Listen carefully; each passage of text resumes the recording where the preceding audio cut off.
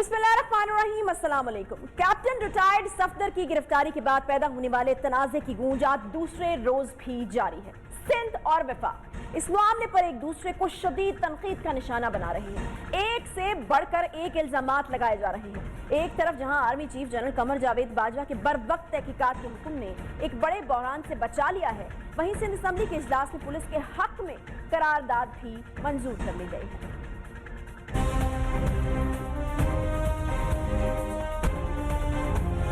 सिंध के ऊपर जो अटैक हुआ है, उस अटैक के खिलाफ एक रेजोल्यूशन पास करेंगे। सबसे यही रिक्वेस्ट करता हूँ कि इस रेजोल्यूशन की भरपूर तायीद की जाए और हमारी सिंध हुकूमत के हाथ और मजबूत किए जाए। I move this resolution to the House. Those who are for the resolution may say aye, and those who are against may say no. Ayes have it, and the resolution is carried unanimously.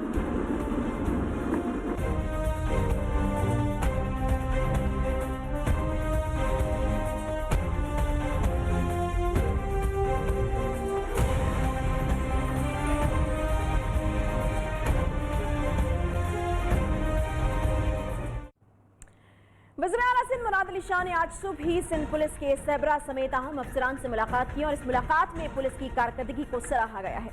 Murad Ali Shah ने Sindh police को पेशा वाराना खिदमात जारी रखने का कहा और वाज़ेह किया कि पुलिस के बाकी मामलात हुकूमत सिंध खुद देखेगी।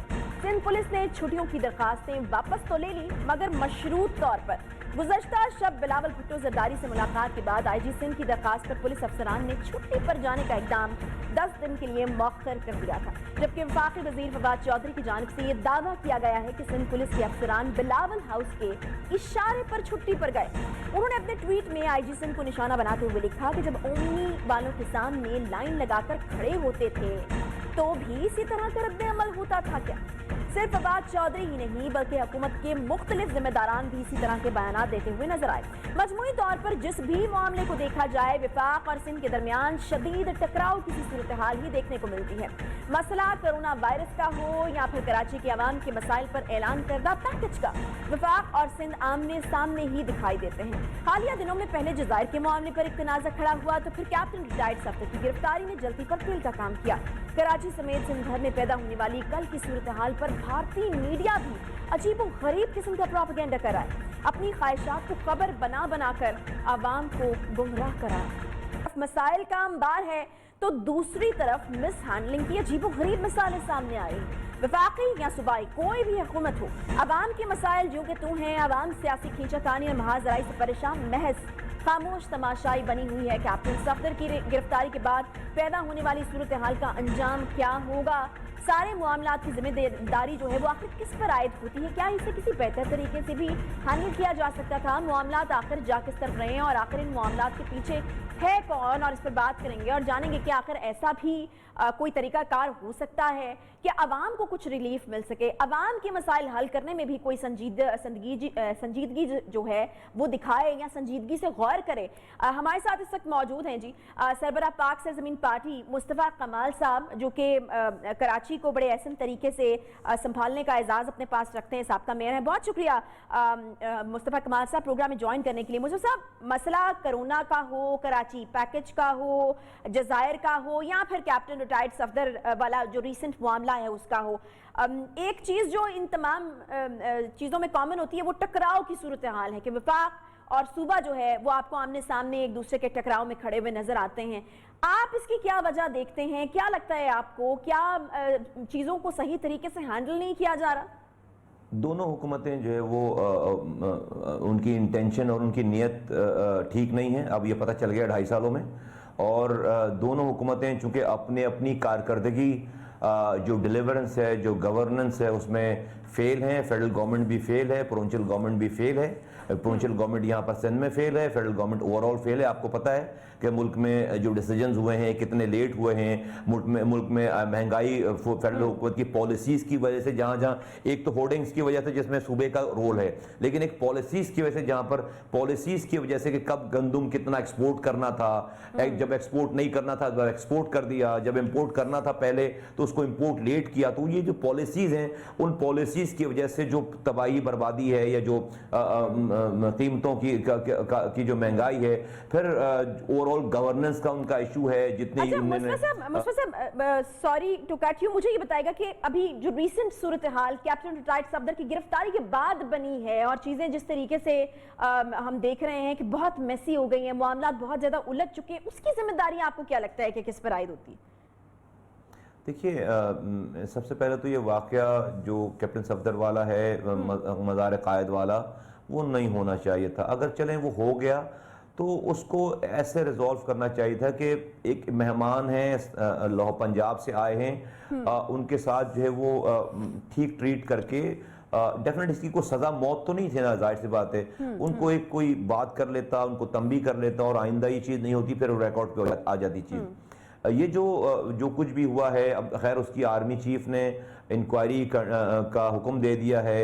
अब वो 10 दिन के बाद रिपोर्ट आएगी तो पता चलेगा कि भाई क्या सही और क्या गलत है। लेकिन अपेरेंटली जो यस्टरडे, जो गुज़िश्ता कल जो पुलिस की तरफ से जो रिस्पांस आया है और बिलावल भुट्टो जरदारी साहब की तरफ से जो रिस्पांस आया है, उससे ऐसा लगा कि सिंध में तो ईमान का, ये जो ईमान और किसी की जो है वो जिसे कहते हैं ना कि आप आइन का या कानून का पहली दफ़ा कत्लेआम हुआ है। ये पुलिस इतनी डीपोलिटिसाइज थी कि आज तक कभी वो किसी गलत काम में इन्वॉल्व ही नहीं हुई, पहली दफ़ा उनसे किसी ने गलत काम करवा लिया। ये बिल्कुल तासुर गलत है। पुलिस तो यहाँ पे जितनी डीपोलिटिसाइज है वो शायद पाकिस्तान भर में कहीं पे भी नहीं हो। मैं ये समझता हूँ कि जवाब दिया गया ना मुस्तफा कमाल साहब, वो थोड़ा अजीब मालूम होता है। जिस तरह आईजी साहब अगर ये कहें कि उन पर दबाव है या वो बहुत ज़्यादा प्रेशर फील कर रहे हैं, दबाव महसूस कर रहे हैं, तो वो इतने बड़े, यानी सूबा सिंध के जहाँ पर अमन अमान के भी बहुत सारे मसाइल चलते ही रहते हैं, वहाँ के मामलात को आखिर क्यों कर ठीक कर पाएंगे अगर वो खुद ही जो है वो दबाव में आ जाएंगे, दबाव महसूस करना शुरू कर देंगे और फिर उस वो दबाव की वजह से छुट्टी पर भी चले जाएंगे? देखिए, इस वाली बात को तो पाकिस्तान पीपल्स पार्टी कैपिटलाइज कर रही है और यकीनन कहीं पे कोई गलती किसी की हुई है या होगी, जिसको वो जो है उनको पता है कि ये वीक एरिया है जिसके ऊपर वो खेल रहे हैं। लेकिन इससे ये तासुर है कि इससे सूबा नहीं चलेगा या सूबा चल रहा था, वो भाई सूबा पहले ही कब चल रहा है? कौन सी पुलिसिंग है मुझे बताएं ना। यहाँ पर जो जिसका दिल चाहता है वो करता है। यहाँ पे आप कश्मीर से लेकर कराची तक में आप कोई FIR आप कटवा सकते हैं बगैर रिश्वत के, कोई आप अदालतों में बगैर रिश्वत के काम करा सकते हैं, कोई आप शरीफ आदमी थाने में जाने का भी जो है वो सोच सकता है। जो हमारी पुलिस का अनफॉर्चुनेटली जो परसेप्शन है वो हमने कोई इंस्टीट्यूशन तो नहीं बनाया। अच्छा, इसमें इन पुलिस वालों का कसूर नहीं है, इन्हीं हुक्मरानों का कसूर है कि उन्होंने कभी इस इंस्टीट्यूशन को ना बनाया है ना बनने देते। ये तो पुलिस तो किसी की जाती फोर्स के तौर पर इस्तेमाल होती है और सिंध में तो बिल्कुल, और अभी तो पंजाब का भी यही हाशर हो गया खैर, लेकिन सिंध में तो पुलिस जो है बिल्कुल जो हुकूमत है उसकी जाती फोर्स है ये, और पीपल्स पार्टी की 12 सालों से हुकूमत है। अच्छा मुस्तफा साहब, इसका एक और पहलू भी है, वो ये है कि हम देख रहे हैं कि ये सिंध पुलिस के मामले पर भारतीय मीडिया इसको बहुत प्रोपेगेट करने की कोशिश कर रहा है और अपने तरीके से मुख्तलिफ कहानियां बनाई जा रही हैं और पाकिस्तान को बदनाम करने की कोशिश की जा रही है। आपको क्या लगता है? दूसरी तरफ हम देखते हैं कि वज़ीर-ए-आज़म साहब जो हैं वो बिल्कुल ही खामोशी इख्तियार किए में इस मामले के ऊपर। आपको लगता है कि वहां से कोई रिस्पॉन्स अगर आता या बेहतर तरीके से इसको डील करने की कोशिश की जाती तो चीज़ें बेहतर होती, मुख्तलिफ होती? अनफॉर्चुनेटली हमारे वज़ीर-ए-आज़म साहब जो वज़ीर-ए-आज़म बनने से पहले उनका नैरेटिव था, जो बयानिया था, जो कि वज़ीर-ए-आज़म बनने के बाद ख़त्म हो जाना चाहिए था, उस नैरेटिव को, वो इलेक्शन कैंपेन का नैरेटिव था, वो आज तक हुकूमत चलाने के लिए भी वही नैरेटिव अपना रहे हैं। अब आज जब वो हुकूमत के वज़ीर-ए-आज़म पाकिस्तान बन गए हैं तो वो पूरे पाकिस्तान के वज़ीर-ए-आज़म है, सिर्फ PTI के वोटर्स के वज़ीर-ए-आज़म नहीं हैं। अब जब वो ये फरमाते हैं कि मैंने किसी से बात ही नहीं करनी है, सब चोर हैं, तो उन्होंने आईनी बहरान तो खुद पैदा कर दिया। अगर वो अपोजिशन से बात नहीं करेंगे तो नैब का चेयरमैन कैसे लगाएंगे? अगर वो अपोजिशन से बात नहीं करेंगे तो पब्लिक अकाउंट्स कमेटी का चेयरमैन कैसे लगाएंगे? अगर वो अपोजिशन से बात नहीं करेंगे तो इलेक्शन कमीशन का चेयरमैन कैसे लगाएंगे? अगर वो अपोजिशन से बात नहीं करेंगे तो असेंबली कैसे चलाएंगे? वो ये सारी वो इदारे हैं जिसके ऊपर आइन आपको ये लाजिम करता है कि आपने अपोजिशन के साथ मशावरत के साथ ये काम कर रहे हैं, आप कहना मैंने अपोजिशन से बात ही नहीं करनी। अच्छा, इसका नतीजा क्या हो रहा है कि जो मुल्क के इदारे हैं उनको लामुहाला इस मुल्क की फिक्र है, उसको चलाने के लिए वो बात करते हैं, मुल्क को चलाने के लिए, क्योंकि वजीर आजम उनका जो रूठा हुआ है, वजीर आजम बात नहीं कर रहा, वो जो है वो अब मुस्तफा कमाल साहब यही अलमिया ना, अब यही अलमिया ना, इंटरव्यू आपका तकरीबन सारा गुजर गया और बातें सिर्फ हमने सियासी की हैं। मुझे ये बताइए कि इस तमाम सूरत हाल में अवाम कहां पर खड़ी हुई है, उनके जो मसाइल हैं उनकी दादरसी कौन करेगा? ये जो पीडीएम का जलसा होता है कराची में और वहां पर भी हम देखते हैं कि कोई अवामी खास बात नहीं होती, और जो ये दावा करके गए हैं कि वो अवाम की बात करने जा रहे हैं उनमें से बहुत हद तक वो खुद ही जिम्मेदार हैं। कम से कम कराची या सिंध के हवाले से अगर देखा जाए तो वो ही अवाम के मसाइल के जिम्मेदार हैं। अवाम किसकी तरफ देखें, किसकी तरफ देखकर ये कहें कि उनकी दादरसी की जाए, कि उनको भी रिलीफ दिया जाए, कि उनकी भी बात की जाए? कि हम करेंगे दादरसी, इसलिए हमने 8 नवंबर को जो है वो कराची के उसी ग्राउंड से में जलसा बुलाया है और जेन्युइन कराची के लोग वहाँ पर आएंगे और वो बताएंगे कि कराची के रियल इश्यूज़ क्या हैं, हम बताएंगे कराची के रियल इश्यूज़ क्या हैं। 8 नवंबर को बाग-ए-जिना पूरा कराची इंशाअल्लाह ताला वहाँ होगा और हम कोई सिंध से और कहीं बाहर से हम लोगों को पूरे सिंध के तमाम डिस्ट्रिक्ट से हम लोगों को लेकर नहीं आ रहे, सिर्फ कराची के लोग होंगे। और वो इसलिए कि पाकिस्तान पीपल्स पार्टी के बिलावल भुट्टो साहब अगर जलसे में खड़े होकर तकरीर कर रहे हैं और हुकूमत पर बैशिंग कर रहे हैं, वो किस मुंह से हुकूमत पर बैशिंग कर सकते हैं? वो उनकी 12 सालों से यहाँ पर हुकूमत है। आज जो है वो यहाँ पर महंगाई की वजह, एक वजह वो भी है इसलिए कि उन्होंने जो है वो गंदम नहीं खरीदा, टाइम पर कम खरीदा, उसके बाद जब सप्लाई करनी थी आपने अपने दोस्तों के को खरीदारी करने दी, उनके जब रेट हो गए उन्होंने अरबों रुपए कमा लिए, अब आप सप्लाई कर रहे हैं। आज यहाँ पर सिंध में कुत्ते काट रहे हैं, उसकी वैक्सीन नहीं है, थर में बच्चे मर रहे हैं, पीने का पानी नहीं है, यहाँ पर हेल्थ रिफॉर्म्स नहीं है, यहाँ पर स्कूलों में भैंसे बांध दी आपने। 70 लाख बच्चा सिंध में जिसको स्कूलों में होना था वो स्कूलों से बाहर है। कराची को आप देखें, 1 महीने पहले तक की यहाँ पे खबर ये थी, चीफ जस्टिस, आर्मी चीफ और वजीर आजम पाकिस्तान आकर नालों को डिस्कस कर रहे थे, कचरे को डिस्कस कर रहे थे और टूटी हुई सड़कों को डिस्कस कर रहे थे। हर तरफ तबाही बर्बादी है, ना आप इलेक्टोरल रिफॉर्म करते हैं, ना आप पुलिस रिफॉर्म करते हैं, यानी मजबूरी तौर पर हालात जो हैं वो बहुत अबतर हैं। बहुत शुक्रिया मुस्तफा कमाल साहब हमारे साथ मौजूद थे। सरबराह पाक सरजमीन पार्टी। एक छोटा सा मुझे यहाँ पर ब्रेक लेना है, ब्रेक के बाद जब वापस आएंगे तो वही एक नुक्ता जिसके ऊपर हमने पहले भी बात की कि आखिर वज़ीर आज़म साहब इस तमाम मामले में, जब मुल्क में जो है वो एक क्यास था, एक शोर था, हर तरफ से खबरें आ रही थी, गलत फहमियाँ फैलाई जा रही थी दुश्मन मुल्क की जानिब से, तो वज़ीर आज़म साहब क्यों खामोश थे?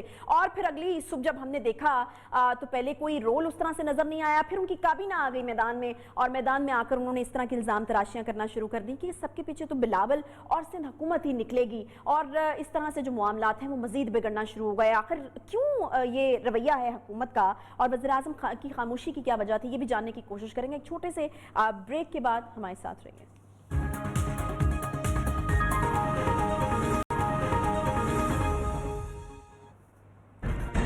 मुल्क में पैदा होने वाली सूरत हाल पर अपोजिशन जमातें वफाकी हुकूमत बिलखसूस वज़ीर आज़म को शदीद तनकीद का निशाना बनाया जा रहा है। एक तरफ वज़ीर आज़म इमरान खान पर इंतकामी कार्रवाइयों का इल्ज़ाम लगाया जा रहा है तो दूसरी जानिब तनकीद की जा रही है कि सिंध पुलिस के मामले पर वज़ीर आज़म आखिर कहाँ है। साबिक वज़ीर आज़म शाहिद खाकान अब्बासी ने पीडीएम रहनुमाओं के हमरा मीडिया से बात की और कहा कि आईजी सिंध के घर का मुहासरा किया गया, ये वफाक और सूबे के दरमियान टकराव है। अगर इस मुल्क में आइन की बालादस्ती होती तो मुल्क का वज़ीर आज़म सूबे के वज़ीर आला को टेलीफोन करता, उनसे हकीकत जानने की कोशिश करता और इसे हल करता, लेकिन वज़ीर आज़म की तरफ से तो एक बयान नहीं आया। ये भी एक हकीकत है कि अगर इस मुल्क में आइन की बालादस्ती होती तो चाहिए ये था कि इस मुल्क का वज़ीर आज़म सूबे के वज़ीर आला को टेलीफोन करता, उनसे हकीकत जानने की कोशिश करता और उसको हल करता। दोनों वफाकी इदारे जिसमें पाकिस्तान रेंजर्स हैं और इंटर सर्विस इंटेलिजेंस है, ये दोनों इदारे वज़ीर आज़म को रिपोर्ट करते हैं। जब वहाँ से कोई बात नहीं बनी, कोई कोशिश नहीं हुई कि इस मामले की तह तक पहुँचा जाए, तो चेयरमैन बिलावल साहब ने प्रेस कॉन्फ्रेंस की और उन्होंने फ़ौज के सरबराह से गुजारिश की, ISI के सरबराह से गुजारिश की कि ये मुल्क के मामलात कहाँ पर। पीपल्स पार्टी के सीनियर रहनुमा और साबिक वज़ीर आज़म राजा परवेज अशरफ ने भी इल्जाम आयद किया कि वाकई से यही लगता है कि वफाक इसमें खुद मुलव्विस है। इस इकदाम से पुलिस डीमोरलाइज्ड हो रही है। वज़ीर आज़म मंजर-ए-आम से ऐसे गायब हैं जैसे उनका कोई लेना देना ही नहीं। बदनसीबी की बात है कि इतना बड़ा वाक़या हो जाने के बाद वज़ीर आज़म की तरफ से, वफाकी हुकूमत की तरफ से कोई भी ज़िम्मेदाराना बयान नहीं आया बल्कि वो जलती पर तेल डालने की कोशिश हो रही है। ये जिम्मेदारी वजीर आजम की थी। वजीर आजम इस पूरे सीन से गायब है और यूं वो ये तासुर दे रहे हैं कि उनका तो इसके साथ कोई लेना देना ही नहीं है, या दूसरे लफ्ज़ों में ये महसूस हो रहा है कि वजीर आजम कि ये ड्यूटी ही नहीं है उनका। एक बड़ा सूबा, एक बहुत इंपॉर्टेंट सूबे में ये वाक़या हो गया, वहाँ की सारी पुलिस जो है वो सरापा एहतजाज बन जाती है और डिमोरलाइज हो रही है।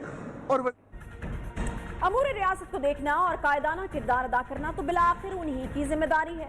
ऑपोजिशन रहनुमाओं की जानिब से आयद किए जाने वाले इल्ज़ाम महज इल्ज़ाम नहीं है। हकीकत भी यही है कि वज़ीर-ए-आज़म इमरान खान की तरफ से कराची वाक़े पर ना तो कोई बयान सामने आया है और ना ही किसी ही किस्म का कोई तहकीकात का कोई इशारा दिया गया हो। वज़ीर-ए-आज़म इमरान खान का इस सारे मामले से ताल्लुक़ रहना भी कई सवालात को जन्म देगा। अगर वज़ीर-ए-आज़म यूं ही खामोश रहे और अपोजिशन जमातों से बात करने से इंकारी रहे तो मसाइल का हल आखिर निकलेगा कैसे? क्या हम मामलात बंद गली में ही फंसे रहेंगे? वाकई हुकूमत इस मामले पर क्या सोच रही है और वज़ीर-ए-आज़म इमरान खान की तरफ से मुमकिन रद्द-ए-अमल कब आ सकता है, इस पर बात करेंगे। हमारे साथ मौजूद हैं तहरीक इंसाफ के मेंबर कौमी असम्बली आफ्ताब जहांगीर साहब कराची से हैं। बहुत शुक्रिया आफ्ताब जहांगीर साहब, ज्वाइन करने के लिए। इतना बड़ा वाक़या रूनुमा हो जाता है, पूरे मुल्क में एक बहस छिड़ जाती है, जो दुश्मन मुल्क है वो उसके खिलाफ प्रोपेगेंडा उसके हवाले से करना शुरू कर देता है, लेकिन वज़ीर-ए-आज़म खामोश है। क्या वजह है उनकी खामोशी की? बिस्मिल्लाहिर्रहमानिर्रहीम। बहुत शुक्रिया आयशा कि आपने अपने प्रोग्राम में मुझे मौका दिया बात करने का। अच्छा देखें, पहली बात तो ये कि हम वज़ीर आज़म पर पहुंच गए हैं, लेकिन हमने उससे पहले जो इसकी सारी चीज़ों की जो वजूहात थी उसकी तरफ हमने तवज्जो कम कर दी है।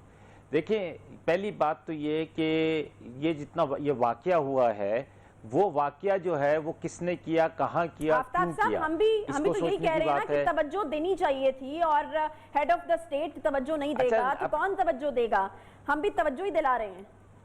आयशा बात मेरी मुकम्मल हो जाए तो बेहतर होगा। अच्छा, तो उसकी वजह क्या थी?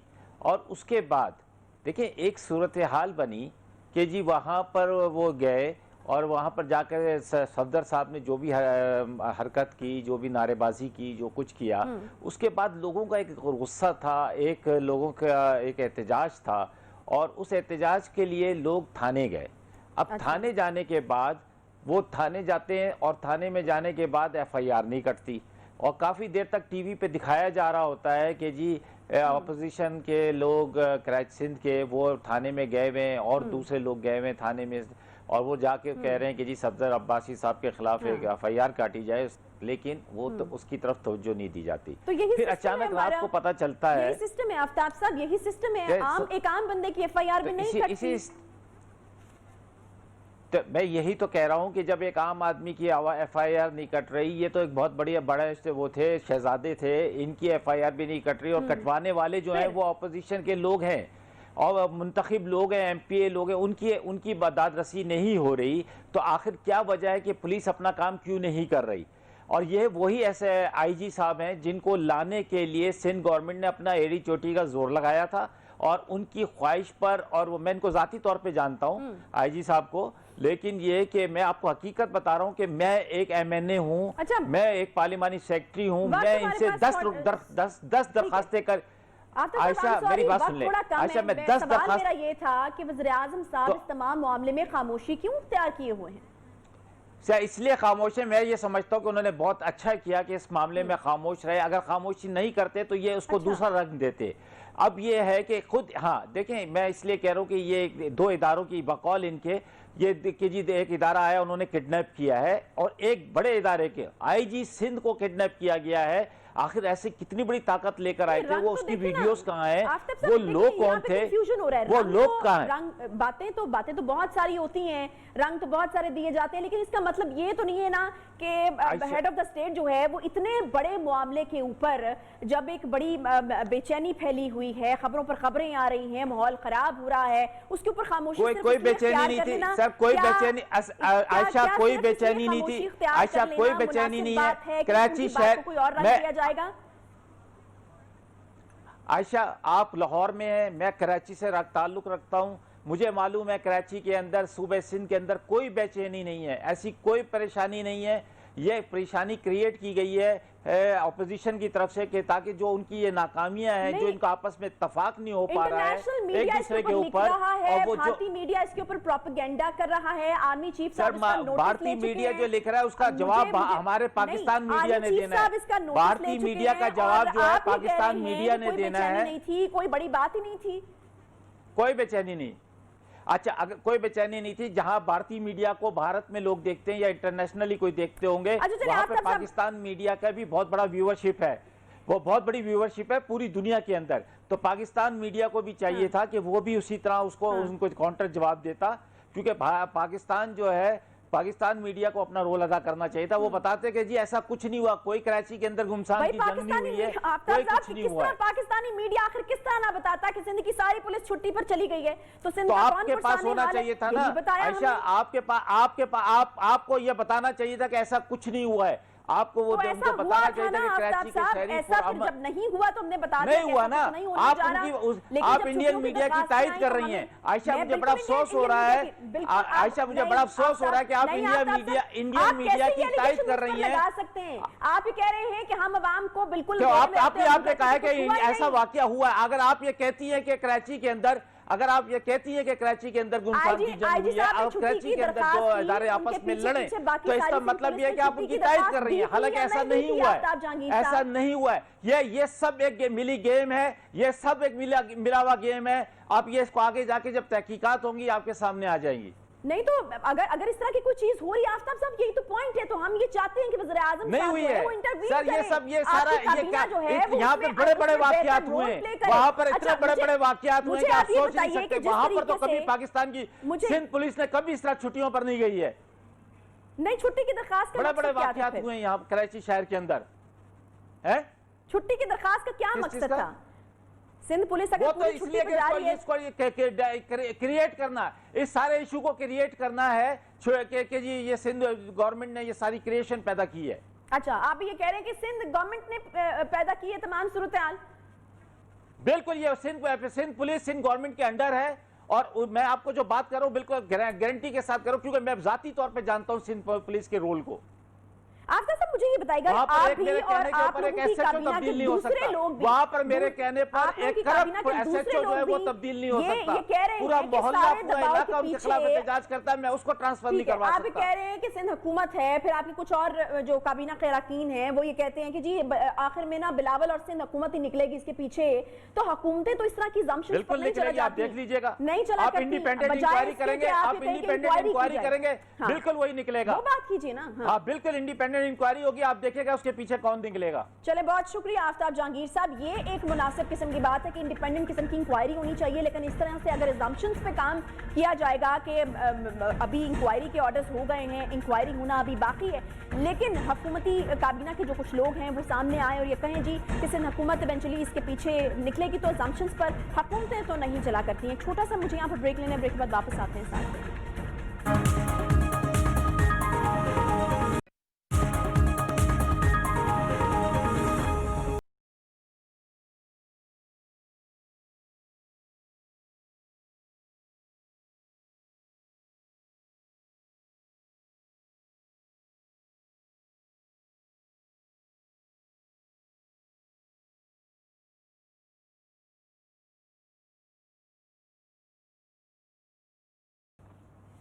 नया पाकिस्तान बनाने वालों की हुकूमत तो आ गई और आकर 2 साल भी हो गए इसे, मगर तालीमी मैदान में कोई तब्दीली नहीं आ सकी। इलेक्शन से कबल बड़े बड़े दावे करने वाली तहरीक इंसाफ ना तो मयारे तालीम बेहतर बना सकी है और ना ही इस मैदान में हायल मुश्किलात का कोई भी अजाला कर सकी है।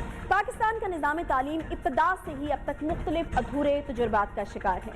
तालीमी शोबे पर पहले तो कोई तवज्जो दी नहीं जाती और अगर कभी किसी को ख्याल आ भी जाए तो इंतहाई नाक़िस इक़दाम किए जाते हैं। मसाइल सिर्फ मयारे तालीम और तालीमी पॉलिसीज़ ही नहीं बल्कि असातिज़ा भी बेशुमार उलझनों का शिकार हैं, जिससे मुताल्लिक़ हायर एजुकेशन कमीशन की कारकर्दगी को न सिर्फ सख्त तनकीद का निशाना बनाया जा रहा है बल्कि चेयरमैन एजेंसी को घर भेजने का मुतालबा भी किया जा रहा है। Federation of all Pakistan universities academic staff association फकवासा ने इसी हवाले से 2 रोज कबल मुल्क भर में यौम सयाह भी मनाया था, जबकि आज ETC इस्लामाबाद ऑफिस के सामने धरना भी दिया गया। मुजाहरा करने वाले ज़ाब्ता का ये मौक़िफ़ था कि ETC के चेयरमैन की पॉलिसी तालीम दुश्मनी पर मबनी है। मुजाहिरीन की तरफ से चेयरमैन ETC तारिक बनौरी और इनकी तमाम टीम को नाअहल करार दिया जा रहा है। डॉक्टर तारिक पर इल्ज़ाम आयद किया जा रहा है कि वो हायर एजुकेशन कमीशन का बजट बढ़वाने में मुकम्मल तौर पर नाकाम हो गए हैं। यही नहीं बल्कि तारिक बनौरी BPS और TTS असातिज़ा के मसाइल हल करने में भी कामयाब नहीं हो सके। मुजाहिरीन की तरफ से ETC की तहकीकी जरायद और PhD में दाखिले से मुतालिक पॉलिसी को भी मुस्तरद कर दिया गया। डॉक्टर तारिक बनौरी पर यह इल्ज़ाम भी आयद किया जा रहा है कि साहम मामले पर वो अपने वादों के बरक्स पॉलिसी साजी में माहिरीन तालीम से मशवरा तक नहीं कर रहे हैं। लेकिन सवाल ये है कि अगर असातिज़ा और फैकल्टी ही मसाइल का शिकार होगी तो तालीमी सरगर्मियों और मयार को बेहतर बनाना आखिर कैसे मुमकिन हो सकेगा? क्या वजह है कि नए पाकिस्तान में कौम की मामार मसाइल के अंबार में घिरे हुए हैं? इसी हवाले से बात करेंगे। हमारे साथ मौजूद हैं जी federation of all Pakistan universities academic staff association के सदर डॉक्टर सुहेल यूसुफ साहब। बहुत शुक्रिया डॉक्टर साहब, एहतजाज की जगह से हमें ज्वाइन कर रहे हैं। डॉक्टर साहब, आज मुल्क भर में तालीमी इदारों के असातिज़ा एहतजाज कर रहे हैं। इस्लामाबाद में ETC के दफ्तर के बाहर भी एहतजाज हुआ है। इस हुकूमत ने तो बड़े बड़े दावे किए थे आने से पहले तालीम को लेकर ख़ास तौर पर। तो जो आपके मसाइल हैं, जो असातिज़ा सड़कों पर हैं, क्यों नहीं समझ आ रहा उनको, या आप समझा नहीं पा रहे? क्या क्या मामला है क्या? जी बहुत शुक्रिया। मैं इसमें अर्ज़ करूं कि जब ये गवर्नमेंट में नहीं आए थे, हमारे जो PTI के चेयरमैन साहब हैं इमरान खान साहब, वो हमेशा ये कहते थे कि एजुकेशन के लिए बजट जो है वो GDP का 4% हो। तो जब से ये गवर्नमेंट आई है, हायर एजुकेशन के बजट में इजाफे की बजाय कमी होती जा रही है। इन्फ्लेशन बढ़ रही है, उसकी वजह से यूनिवर्सिटी जो है मसाइल का शिकार हैं। पाकिस्तान की बहुत सारी यूनिवर्सिटीज़ ऐसी हैं जो अपने असातिज़ा को और एम्प्लॉयज़ को सैलरी देने से भी कासर हैं। तो यूनिवर्सिटी बाकी जो रिसर्च और तहकीक का काम है उसके लिए फ़ंड्स का तो आप सोच ही नहीं सकते कि वो कैसे होंगे। अच्छा, उसके अलावा इन्होंने HEC में एक ऐसा शख्स बिठाया हुआ है जिसको पाकिस्तान का जो एजुकेशन सेक्टर है उसकी ग्राउंड रियलिटीज़ का बिल्कुल इल्म ही कोई नहीं है, ना उनकी इंटेंशन है कोई बेहतरी लाने की। उन्हें 2.5 ईयर्स हो गए हैं, अभी तक एक भी जो मसला है जो फैकल्टी का, जो 2018 से उनके साथ हम नेगोशिएशंस कर रहे हैं, वो उसको हल करने में नाकाम रहे हैं। उसमें आप जो है वो देख लें कि जो पॉलिसीज़ वो बनाते हैं वो हर रोज़ नई से नई पॉलिसी आ रही है बगैर किसी स्टेक होल्डर से कंसल्टेशन के। वो इनकी नई न्यू रिसर्च जर्नल्स की पॉलिसी ले लें, न्यू PhD या अंडर ग्रेजुएट जो हैं उनके एडमिशन की पॉलिसीज़ ले लें। हायर एजुकेशन सेक्टर को ऐसे एक तमाशा बना दिया गया है असातिज़ा के लिए और इवन स्टूडेंट्स के लिए। ज़्यादा जो गिला देखने में आता है वो यही आता है कि माहिरीन तालीम से मशवरा ही नहीं किया जाता जब पॉलिसीज़ बनाई जाती हैं। तो किस तरीके से ये पॉलिसीज़ बन जाती हैं जब मशवरा नहीं किया जाता, और कौन लोग हैं जो ये पॉलिसीज़ बनाते हैं? जी यही तो हमारा इनसे सवाल है। इन्होंने कुछ एडवाइज़र्स रखे हैं, वो एक रोज़ एक उनके पास कोई ऐसी कोई लॉजिक है, एक पॉलिसी अपनी मर्ज़ी से इंट्रोड्यूस करवाते हैं। किसी भी हमें पॉलिसी से इख्तलाफ नहीं है, हम ये कहते हैं कि हर चीज़ का एक रैशनल होगा। आप कोई चेंज लेके आना चाहते हैं, आपको नीड बेस होगा ना, आपको महसूस होगी ये इसकी ज़रूरत है। फिर आप स्टेक होल्डर्स है, उसमें एकेडमिया है, उसमें फैकल्टी है, उसमें वाइस चांसलर्स हैं, आप उनसे वाइडर कंसल्टेशन कर लें, वाइडर। अच्छा, उसके बाद बेशक जो मर्जी पॉलिसी लेके आएँ वो ऐसी होगी जो इम्प्लीमेंट भी होगी और लोगों को समझ भी आएगी। तो इनकी जितनी पॉलिसीज़ हैं, आप ये देखें कि ये हायर एजुकेशन कमीशन जो तकरीबन इसको 20 साल हो गए हैं, हमारे जो अवाम है उसका अरबों रुपया उस पर लगा है। अब ये जो चेयरमैन साहब हैं, ये यकलख्त ये जो ट्रेन चल रही है उसको उठा के पटड़ी से मतलब नीचे फेंक रहे हैं। इनकी पॉलिसीज़ ये हैं। अब ये कहते हैं कि BS में आपको BS के बाद डायरेक्ट PhD में एडमिशन ले लें, MPhil की ज़रूरत नहीं है। अच्छा, क्या हर स्टूडेंट PhD कर सकता है? क्या HEC उनको स्कॉलरशिप दे रही है? अब ये हमें ये समझना है कि ये पाकिस्तान है, ये US नहीं है। तो हम अपने स्टूडेंट्स को, हम उनकी एजुकेशन का हम उसको तबाह कर रहे हैं, हम उसको ऊपर की तरफ नहीं लेके जा रहे। फिर असातिज़ा से इतने मसाइल हैं। TTS सिस्टम देखें कि 2007 में ये आया था, 13 साल हो गए हैं। HEC ने एक वर्जन 1 दिया, वर्जन 2 दिया और उसके बाद 20 नोटिफिकेशंस हैं। जिनकी कोई हैसियत ही कोई नहीं, कि इनको समझ नहीं आ रही कि ये किस वजह से हमने ये सिस्टम लेके आए थे, कैसे इसको लेके चल अच्छा डॉक्टर साहब, ये अब आगे क्या टॉर्चरिंग होना सिस्टम है? बन आप गया लोग है एहतजाज फैकल्टी कर के रहे लिए। हैं, मुतालबात आपने सामने रख दिए, जो आपके खदशात थे या जो भी आपको मसाइल थे वो आपने सामने रख दिए। मुझे ये बताएगा कि हुकूमती किसी नुमाइंदे ने आपसे रब्ता किया, क्योंकि इस तरह की खबरें भी कुछ बीच में आ रही थी कि वफाकी वज़ीर तालीम शफ़कत महमूद साहब ने कोई मुज़ाकरात के लिए बुलाया है, तो कोई इस तरह की कोई चीज़ हुई है, वहाँ से कोई रब्ता हुआ? जी, आज हमारे मिनिस्ट्री ऑफ एजुकेशन से हमारी बात हुई थी, हम मिनिस्ट्री ऑफ एजुकेशन में गए भी थे। हमने ये कंडीशन रखी थी क्योंकि चेयरमैन एचईसी उनकी टीम के साथ पिछले 1.5 साल से हम नेगोशिएशंस कर रहे हैं। ये बहुत सारी चीज़ें हमारे साथ टेबल पे मानते हैं, एग्री करते हैं, लेकिन उस पर इम्प्लीमेंटेशन नहीं होती। तो हमने कहा हमें इन पे एतबार नहीं है ये इनकी, इसलिए हमने एजुकेशन मिनिस्ट्री का कहा कि उनसे बात करें, वो गारंटी दें तो फिर हम बात करेंगे। हमारी जो है मिनिस्ट्री में जो एजुकेशन के सेक्रेटरी, उनसे आज डिस्कशन हुई। उन्होंने कहा आप हमारे जो मुतालबात हैं वो हमें भेज दें। हमने उनको भेज दिए। उन्होंने कहा जी अब हम ये मिनिस्टर साहब से इंडोर्स करवा के तो आपको इस पे जवाब देंगे। तो हम उनका इंतज़ार कर रहे हैं, उनका कोई जवाब नहीं आया। उल्टा उन्होंने हमें कहा कि आप चेयरमैन एचईसी से बात कर लें, एचईसी की टीम से बात कर लें। तो फिर मिनिस्ट्री का फ़ायदा क्या हो? इनसे तो हम बात कर चुके हैं 1.5 साल से, इन ये तो कर ही नहीं सकते।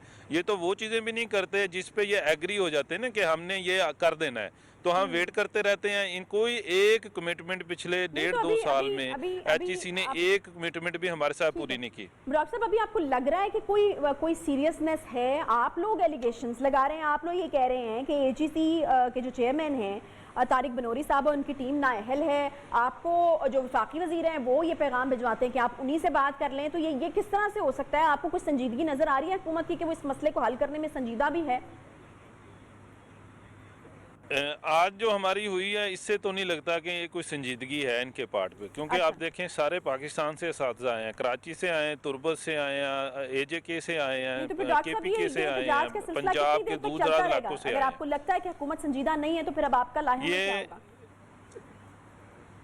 हमारा लाएमल ये कि जब तक ये हमारे मुतालबा तस्लीम नहीं करते हम प्रोटेस्ट पे रहेंगे। ये पहला फेज है। अब गवर्नमेंट को पता है कि हम क्या चाहते हैं, एचईसी को भी पता है, सबको पता है। अगर देखें, अगर साजा की बात नहीं सुनी जाएगी तो हम जो है वो इससे सख्त इक़दाम की तरफ जाएंगे। अब यूनिवर्सिटीज़ साजा ने चलानी है, अगर ये हमारी बात नहीं सुनेंगे तो उसमें बहुत सारी चीज़ें हैं। फिर यूनिवर्सिटीज़, मैं यही कह सकता हूँ कि यूनिवर्सिटीज़ नहीं, फिर तदरीस का काम नहीं होगा, रिसर्च का काम नहीं होगा, साजा सड़कों पे ही होगा। बहुत शुक्रिया डॉक्टर सोहेल यूसुफ साहब। अगर मुतालबात को सीरियस ना लिया गया तो इससे ज़्यादा खतरनाक नताइज जो हैं वो हो सकते हैं। बहुत शुक्रिया आपका वक्त देने के लिए। इसके साथ ही प्रोग्राम का वक्त यहाँ पर खत्म होता है। इंशाल्लाह आपसे कल मुलाकात होगी। कल रखिए अपना।